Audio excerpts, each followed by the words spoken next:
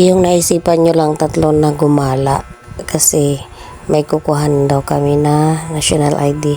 Tapos, sama na rin yun gala. Ayun, ito na. Nagkasundo na yung tatlo gagala daw. Yun, kahit naglagiting ang kainit sa adlaw. Hala, gala, Jud. Kaya ang mga estudyante na sa school naman, so nakalugar o panglakaw ning tulo. Manguha lagi ko no mig national ID o postal ID. Tapos, pag dating doon ang postal ID, ang dami-daming requirements, so wala din kaming nakuha. Kumain na lang kami dito sa Amang Inasal.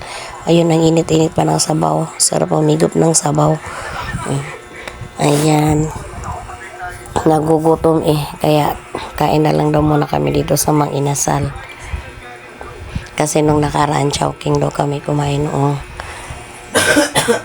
ang sarap ng paa ng manok, kalakab-kab gyud gors.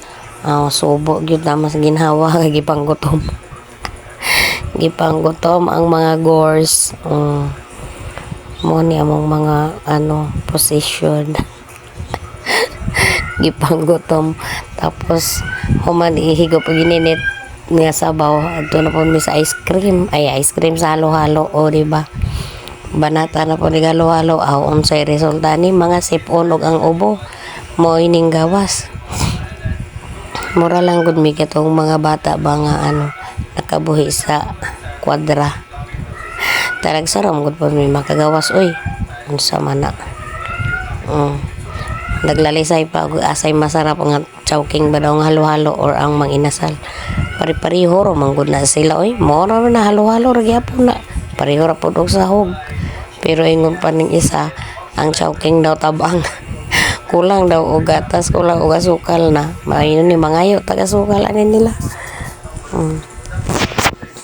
Thanks for watching guys. See you on my next vlog.